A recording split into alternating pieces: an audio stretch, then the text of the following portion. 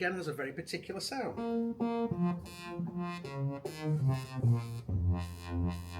And I can move that to low pass. And back to band pass. Bit of resonance.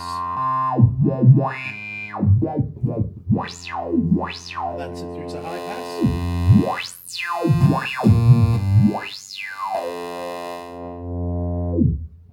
So it's a very versatile filter in here.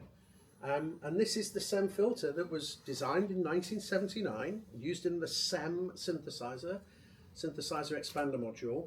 And here it is today in 2025, still being a filter that we want to hear and we want to use. Very impressive. So that's the filter. Let's think a little bit more about the synthesizer. Let's just okay. I'm going to start off with thinking about the oscillators. I mentioned these at the beginning. Now, I've got a lot of people here in the room who've come to learn about a synthesizer, a new synthesizer from Oberheim. I'm guessing a lot of people in this room kind of already know what an oscillator is. Anybody not know what an oscillator is? Oh, perfect. Okay. Well, that's great. It gives me an opportunity to tell everybody again. I like this. Thank you. An oscillator is the thing that generates the sound in a synthesizer. It's that simple, really. Of course, I like to think of a guitar when talking about this. So we all know what a guitar does. We pick up a guitar and we hit a string, and we start the string and we pull the string, and the string goes tense. And as the plectrum or our thumb passes the string, it gets released. And that energy, that pressure build-up, starts to make the string wobble, move up and down, oscillate. Okay? That's exactly what's going on with a guitar. You make an oscillator when you hit a string. And if that string is made shorter, okay, you hit it, the length is shorter, therefore the speed it can move is faster. So the pitch moves up. Okay, so an oscillator is exactly the same thing, except we use electronics to generate that movement. Guitar is natural. We hit the string, and by hitting it, that energy makes the string move. With a synthesizer, oscillators are always making sounds. Always. Right now, this synthesizer has 2 oscillators and 5 voices. So that's 10 oscillators are making sound, but we can't hear them because the amplifier, the volume, is turned down. Okay, so that's what, that's why we can't hear them. But the generators of the sound are all there, but we can't hear them. When I hit a key, I open an amplifier. I turn the volume up for when I press the key. When I take the key off, it closes back down again. It's that sort of simple. Now, with a guitar, we only have a piece of string. We have one piece of string, and we hit that string, and that string will behave in a very similar, very subtly different each time, but almost identical every time you hit that string. And really, the oscillators do the same, except we can choose what shape comes out of the oscillator. So here is a sawtooth wave. Very rich, there's a lot of harmonic, a lot of energy in that sound. And if I go really low, can I go lower? I don't know if I can. Maybe I can. Maybe I could try to go lower. Let's see if I can. I'm going to go modulation, envelope. I'm going to go destination, pitch.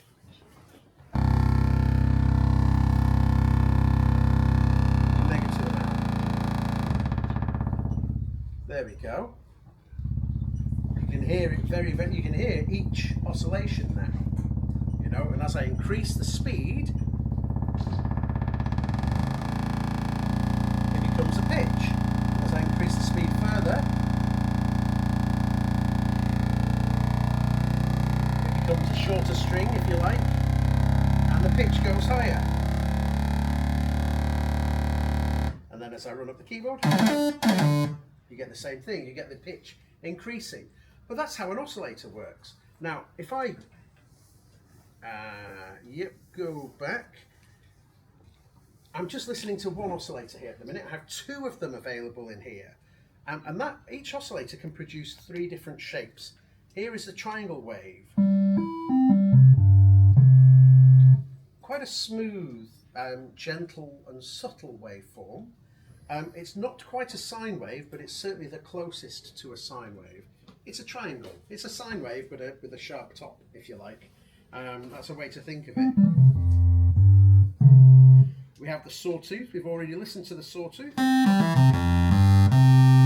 And then finally we have what I call a square wave. You can call it a pulse width, but a square wave is basically right angles. On, off, on, off, on, off.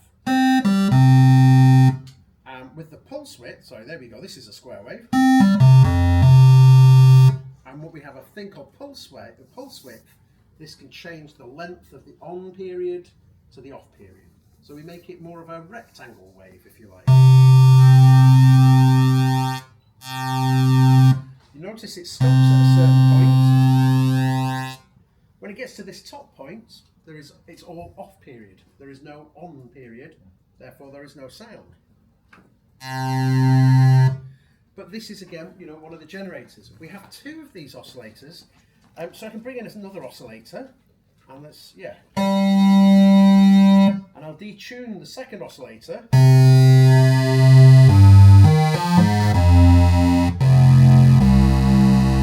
And already by detuning it, you can hear they're out of tune now. They're starting to interact and make a little bit of a chorusing sort of sound.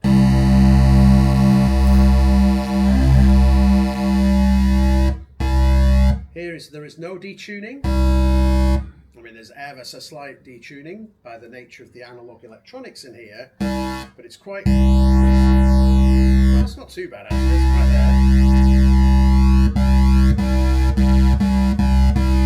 But if we go for a bit more detuning,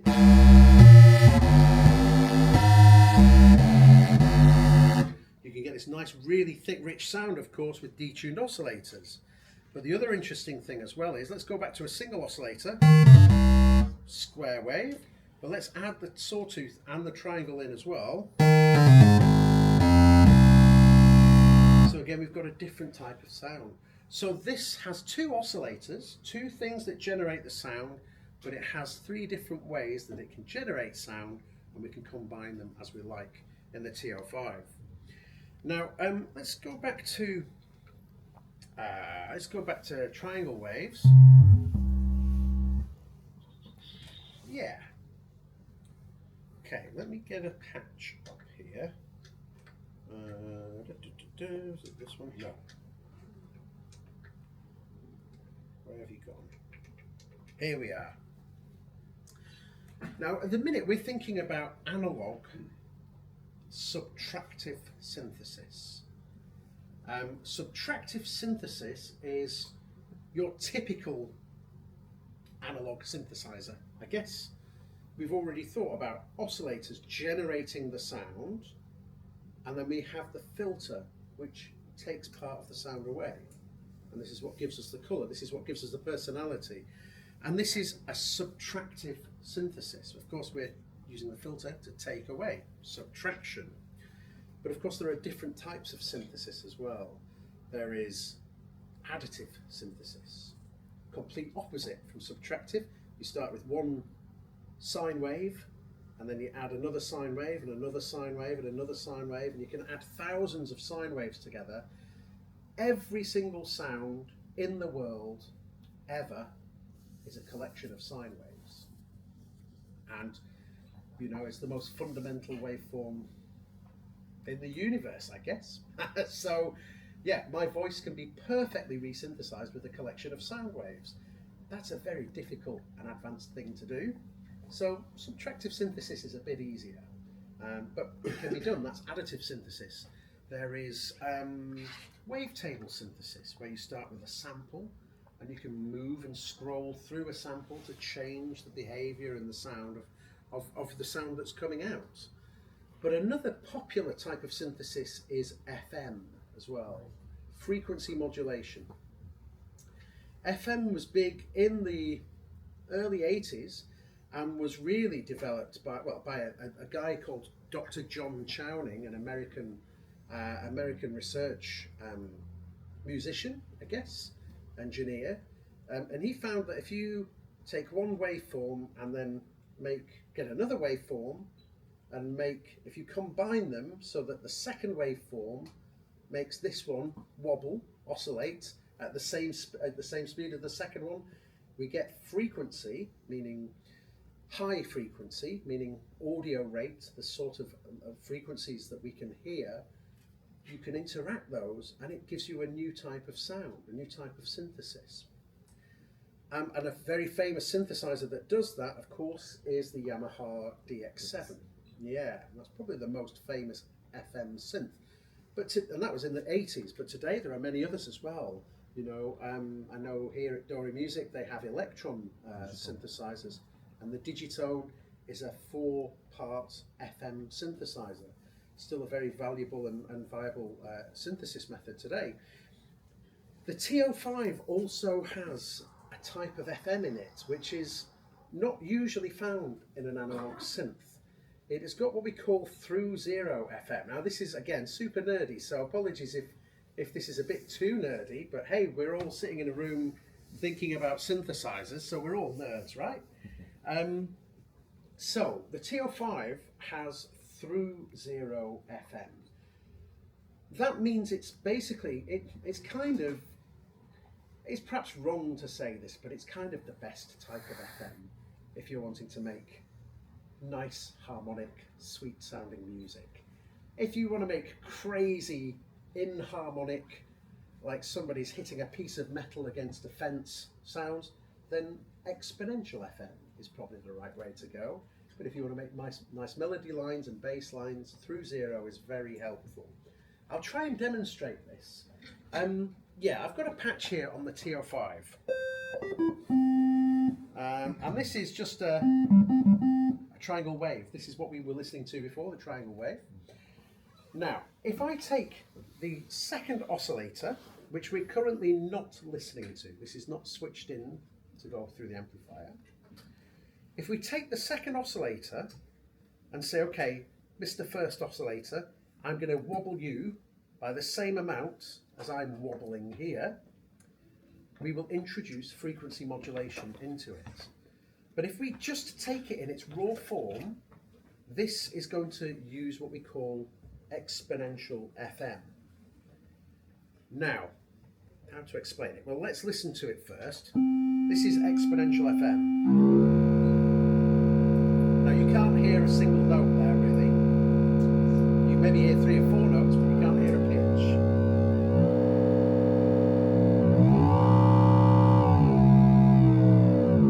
It's a very particular type of sound. It's not very musical. I mean, if I try and play Happy Birthday, it doesn't quite work very well. And this is called, because we're using exponential FM. But the TO5 has this knob on it called X mod, and this is doing exactly the same thing. This is taking the second oscillator and moving the first oscillator at the same speed as the second oscillator. But this is using through zero FM. Let's just have a listen.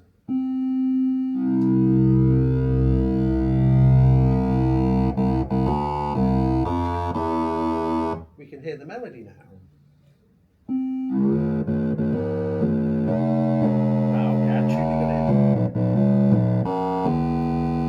So, you know, this is quite a different type of FM. And the TO5 has through zero FM. So what is through zero FM? So, I'm going to have to do this with my hands. I do apologise. Here is oscillator 1 moving up and down. I pretend that that's moving up and down. Oscillator 2 is making it move up and down while it's already moving up and down. Okay, that's frequency modulation. The more I increase this movement, the more it's got to travel. Okay, but there is a 0 volt point in this synthesizer. It's electronics. It goes to 0 volts. Now if I move up this way and I get down and I can't go past 0 volts, okay, it starts bunching back up and pushing back up through here. This is a very, very basic and not technically correct way of describing it, but it hopefully gets the idea across. You can't go through 0, so you get bunching all up here, and that just knocks everything out of tune. Whereas if this is waggling and this is going bigger and bigger and bigger, and now 0 is here and we go through 0, that sound is not going to go out of tune in the same way, because we're not getting that bunching up of the frequencies there. So that's quite an unusual thing to find on an analog synthesizer, or certainly in a hardware form like this. If you're familiar with modular synths and this sort of thing, I mean, there's a modular synth oscillator and filter for every single occasion. So you will find through 0 analog oscillators in modular world, but in a synthesizer like this, it's quite a rarity, really. But also, as I say, it's quite a musical, it's a nice musical thing to try. Of course, if I detune the second oscillator, we can make it out of tune, like so. But if you use a harmonic relationship, you can like keep it nicely in tune. I go to an octave from this basic triangle wave to this quite harmonically rich complex wave. And of course that now gives me something nice for the filter to bite into, he says. Is that running through the filter?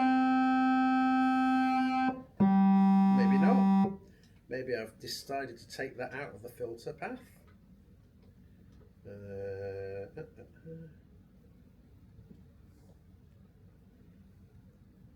No. Oh.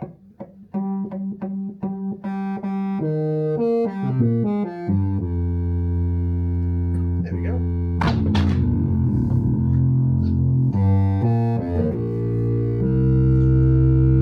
So that's quite an unusual thing on the TO that the TO has that you don't generally find against other synthesizers, which is really nice. Right, so what have we spoken about? We've spoken about the oscillators, and we've spoken about frequency modulation, so some quite advanced things there with the oscillators. The filter, we've really explored the filter here in the TO5 as well. The third part of a synthesizer. I always break a synthesizer down into three sections. And if you've heard me talk about synthesizers in this way before, you'll be bored of it by now, but I'm going to explain it anyway.